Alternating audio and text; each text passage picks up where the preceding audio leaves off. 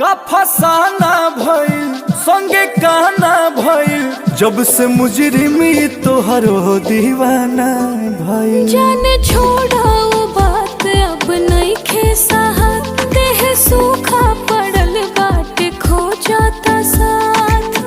बेरी बेरी तू याद पुराना का कर लू ताजा तय हो जाने